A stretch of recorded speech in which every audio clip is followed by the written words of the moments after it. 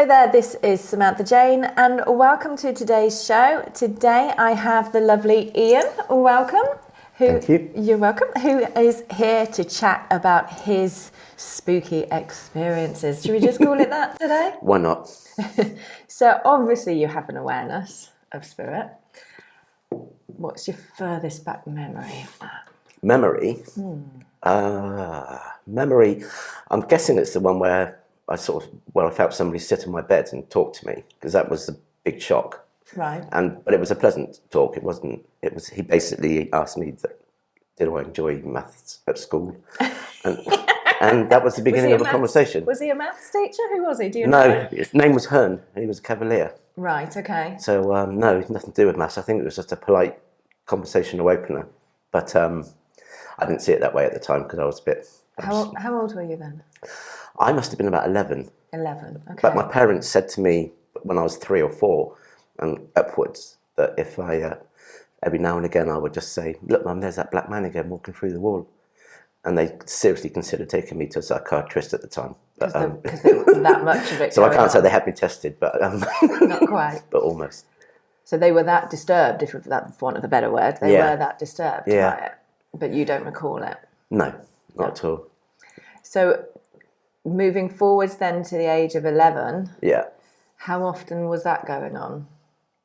Quite a bit. It was always thereafter. I mean, I remember it not, I don't remember it ever not being there. But the first experience I can really truly remember still vividly today would have been that one, because it was a big impact, as in it was audio as well as visual. Yeah, true. The ones before, you just used to see people, and it was part of an everyday occurrence. So whether it was walking through the bedroom, people moving through the bedroom at night time, or seeing somebody in the daytime, it was just part of, when you're out in town, you see people. Yeah. And it was very much a similar sort of thing there. It was just part of every day. Yeah, yeah. So you weren't scared then? No, apart from when he spoke to me, because that was the first time. And that sort of, it was another level for me. And it was like, ooh. But thereafter, it was okay. Yeah, but you adjusted, as we say. So what else have you experienced then? Oh, loads. I suppose it's when I'm with friends, especially when I lived in Edinburgh, it's sort of really come alive again. Okay. And I'd tell my friends something and say, you need to go to the doctors about this because you're not right, your liver's playing up, or I'd say something like that, and they'd look at me, and then they'd go, and that would be, they'd say, yeah, thank you for that. Or I would see a spirit and sort of tell my friend, you need to get your mum to phone your friend because this has happened. And they would phone up. And it's just constant, it was all the time. Okay. But it's the translations of it as well. Sometimes it's just visual, and other times it was audio as well. Okay. So like the bit about telling someone they need to go to the doctor, did you get that as a spirit telling you that, or did you just know? Yeah, it was a spirit telling me. It was a spirit telling me. It's probably a relative of the person. But did they act on it? Yeah, every time that I know of anyway. Yeah. So you obviously feel comfortable enough to... I do.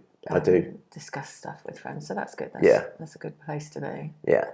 If I feel I have to say something, then I just say it. Sometimes I get a bit of a funny look, but... Yeah. So have you ever given stuff and it's not been appreciated? No. There was one time when I knew something, and it was just... Somebody I knew quite well was pregnant, and she was just pregnant. It was like 2 weeks, 3 weeks into it. And I just knew that child wasn't going to be here. Okay. And I didn't say anything because I thought, what's the good? There's no good coming out of me to say that person. No, that's not love. Yeah. No.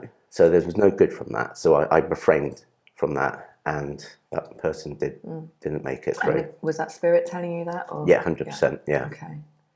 Why do you feel they were telling you that then? I don't know. I've never sort of understood. I've never questioned why. Yeah. I just sort of see myself as the bit in between, the communicator. The translator. So it's not anything I've questioned, like why do I know this? It's just happened. So do you see it as something good in your world? Absolutely. It's always positive. Well, I mean, that message wasn't positive, but I don't see it ever as a negative. Never. So, where else have you are a chef? I am. For all my sins. Working long hours in various venues. Mm-hmm. Have you worked in any haunted venues, as we'd call them?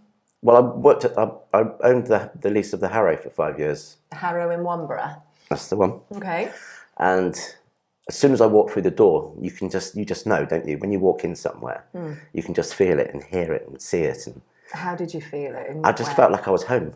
It just felt like I should have been there. Okay. Because I've had a couple of places. I had an ex-girlfriend that first time I went to her house, I just refused myself admission. It was like, this is not the place I should be, and left. But was that her though, or the house? It was, well, maybe it was both, in hindsight, but at the time, it was definitely the house. Was spirit?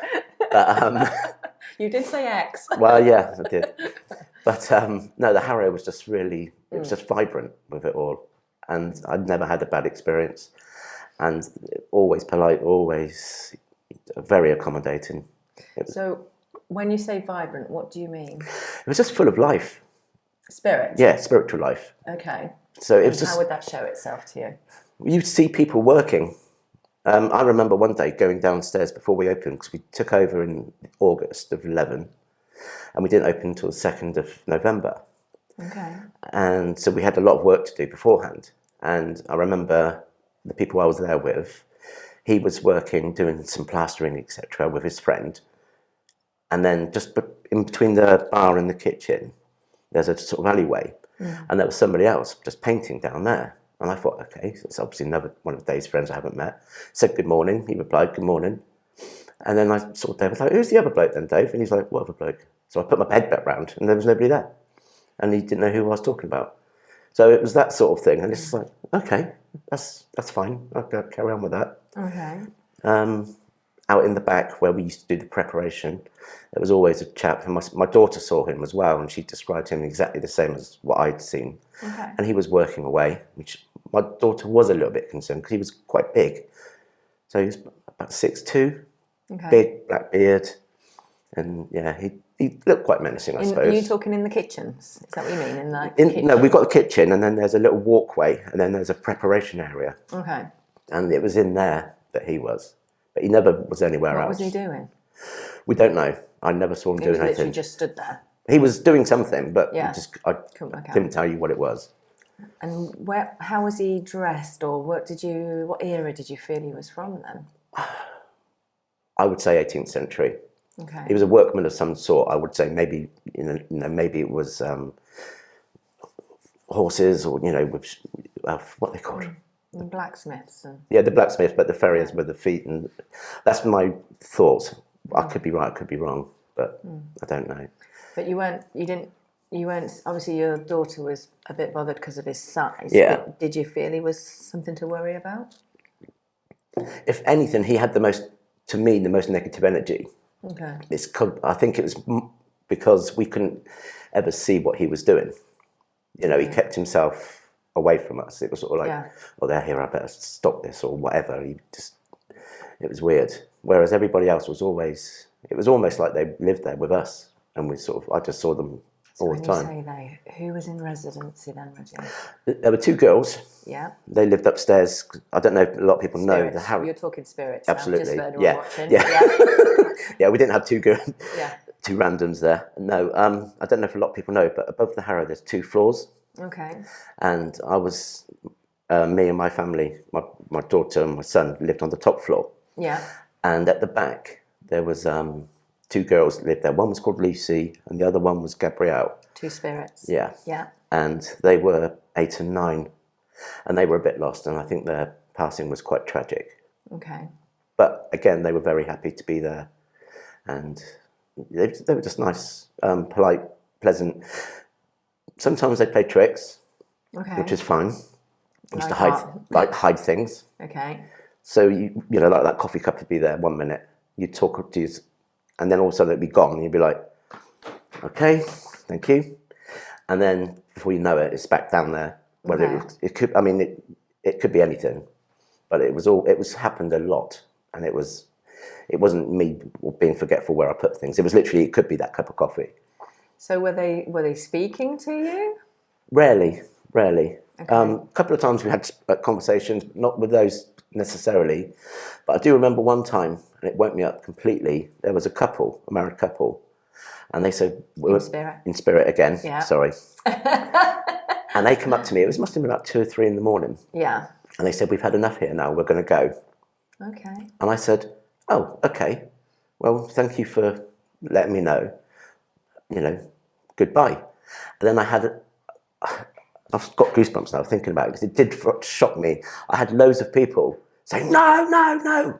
Right. And it was because they wanted to know where they were going and why they were going and how they were going and everything else. And you mean spirit? Yeah, again, spiritually. Okay.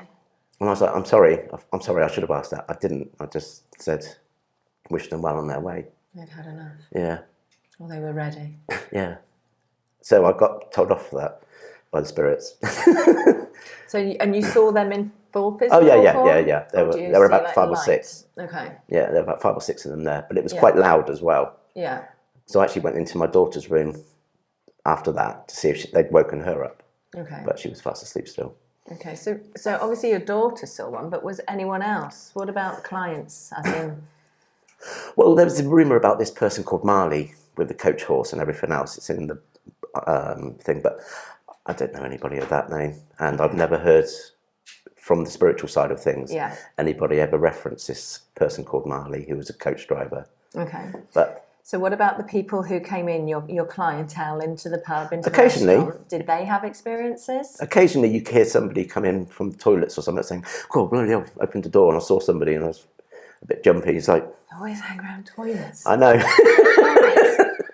I must sit one down and have a conversation saying, what is this about? Maybe it's just a location of where they are, what was there energy. beforehand. Yeah. Trapped energy. Can't Maybe we've all been locked in the loo at some point in our lives. But so there's that. It's more in the morning time. My cleaner, she used to say, "Oh, saw somebody again today, and frightened the life out of me," and stuff like that. But so it was more. I think it was more evident during the days than the nights. Than at night. Yeah, it was more active. Because quite often I'd hear Robin, or she would hear me sort of saying, "Oh, hello, good morning," because you open the door and there's somebody there, and you sort of. But you would do that if it was a human. So were you open to trade in the day? Yeah, we opened at 7 in the morning for breakfasts. But we had the rooms as well, so we always, there's 3 rooms there, bed and breakfast. Oh, okay. So if they were there, they would have breakfast at whatever o'clock, and it was always those sort of times when people were around. And did they ever report people A couple of people have said, "Oh, I had heard voices in my room, but I didn't." They were like, "These walls are quite thin." That was the first time. They go, "The walls are quite thin here, aren't they, in the rooms?" I was like, "No, because they're old stables and they're really thick brickwork." "Well, who's next door?" Because I heard them talking. I was like, "It was only you here last night. There's nobody else over here." Yeah. And then they look at you and go, "You sort of change the subject." Yeah. But I always found that quite humorous. Yeah. And fun. Yeah, you have to handle that with humour, don't you? Yeah. Otherwise, But there's a couple of times, you get this, and I don't even know how to explain it. I don't know if it's spiritual or what, but one of the girls that worked there, I said, "You used to live across from where your boyfriend lives now. You used to live in the same square, and you lived here and you lived there, and then if he was picking on you when you were 3 or 4, when you're playing in the park, you go home and say, 'I'm going to tell my daddy Darren and you.'" And she just looked at me and went, you're weird, and just run off. So did a spirit tell you that? I believe so. I don't know how else I would know that. Because that's psychic. Okay. So it could be a psychic ability. So what that is, because we all have an auric field, and in that is every experience and every emotion we've ever felt, you're psychically, for some random reason, whatever, tuning into that memory. Okay. In the auric field. So that shows me that you're mediumistic, but you're also a psychic. That's interesting. That's good. Yeah. That's good. I do remember another time that really stands out at the Harrow. I don't know if I should use the name. No, but don't use the name. Don't know. If I don't think I should, then I won't. Yeah. So I was out the back prepping, so I made all my breads and everything else out there. Mm-hmm. And this little boy turned up. He's about 5 or 6 years old, and let's call him Jason. And I was talking to him, made the bread, went into the kitchen, And I spoke to the person that worked with me, and I said, do you know a person called Jason? And I said, he's about 6 years old, blonde, straight hair, da da da da da. And she looked at me and almost went white and said, you need to talk to the other person at the bar. So I went to the bar, spoke to them, and she sort of fell apart. Okay. And she was like, that's our cousin. My mum's been trying to get hold of him for ages, from mediums and trying to get... And I said, yeah, he's happy. He's really happy. And yeah, she was so appreciative of that conversation. But yeah, that was the one for me that stands out more than any other Right, okay. in the Harrow, because of the human emotional side for the people it affected in a good, positive way. Yeah. That was the one that... Yeah, it is, depending on how you see it. Some people call it a blessing, some people call it a curse. I see it as a blessing. It has its moments because, you know, I always joke, say it does what it says on the tin. Well, he was happy, and they knew he'd passed, so he was happy that they were happy that he was happy, if you know what I mean. Yeah, yeah. So, yeah, it's interesting, isn't it? Because I always say to people, you know, they don't suffer. It's the people that are left behind that absolutely, suffer. That's what we need to lose, is thinking that people who pass in pain and suffering, because they actually don't. No. The soul goes before the body. Well, it's like my dad's passing. You know, he literally closed his eyes in his chair, looking into the garden, and went. And that's the perfect way to go. It's poetic almost, you know. I've told them I'm going in my sleep. I've experienced every death going, I think, through what I've done, from assassin to everything I've experienced. Psychically, I had. Of course. So, yeah, I'm doing a pact with them that I'm going in my sleep. I know you lived in Oxford for a time. Now, that's an old place. Did you have anything go on there? Well, I was born in Oxford. Right. So seeing the people walk through walls, etc., was all an Oxford experience. The standard. My standard upbringing was Oxford based, and I know there was a lot of sort of refugee walking from, like I said, the Cavalier and Roundheads times, but I used to see multiple people walking, you know, children and women. All over the place, or just quite in specific areas of Oxford? Quite specific. Right. Florence Park and Cowley area. Right. Okay. But there was one time when I was talking to a person, spiritual, called Hearn, and he was talking to me about who he was, and he was a Cavalier, and he was a guard at St Michael's Church in Littlemore. Okay. And we had the conversation. So the next day I did get on my motorbike and went there, had a look, and everything was how he said it was, with the well at the front and everything else. And it was like, okay, it's not me going mad. So you paid attention. Yeah, absolutely, yeah. Yeah. I didn't do anything with that information apart from go there, and it's sort of... It's proof of life for you. Absolutely, Spirit proving themselves to you that there is more to this physical life, is what I mean. Absolutely. Yeah.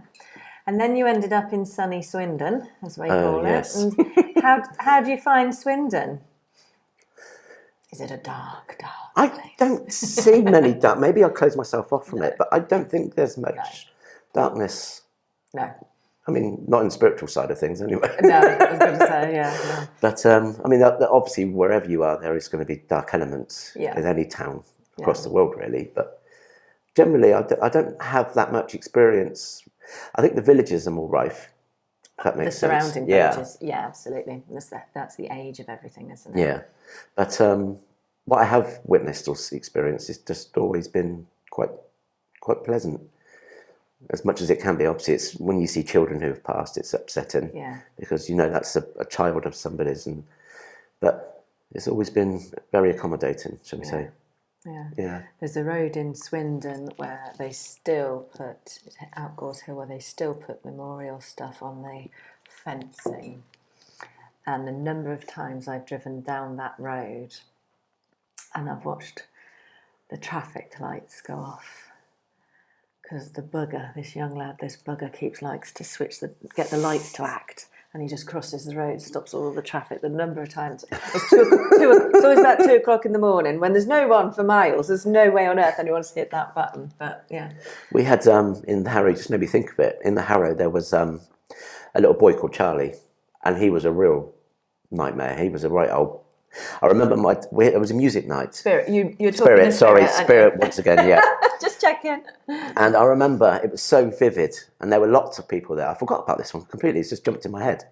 And it was my mum and dad were there. Every music night they turned up anyway. Yeah. And it was busy, and we had a table similar to this. And we were all sat around it, and there was other people on the other tables. So there was quite a few witnesses of this. And my dad was saying something, and I was like, "Oh, Charlie's about to die. I can see." And they were like, "What do you mean?" My dad's always been a skeptic of this sort of stuff. He's never. And there's a black pot in one of the fireplaces that we never turned on. And when he was about, it was always swaying. And you couldn't sway. I mean, you'd have to move it to sway it because it's quite a heavy thing. Yeah. The wind coming down the chimney would not move it. And that was, I said, my dad was like, "Oh, bloody jolly," as he would. Yeah. And then literally his pint was half full and it went up here and then threw at him. And it wasn't as if and nobody could tell you it was just knocked by somebody, because if it was knocked, it would have been here. Yeah. It was It here. came up. It was the whole of his chest. Yeah. And he was just, my dad was completely thrown back away, and it was just so funny. Everybody was laughing. And did he change his perspective or not? He didn't mention it. Yeah. Because Avoidance is easier. Yeah. I remember in Oxford, this is the first time I realised my dad was a skeptic. Yeah.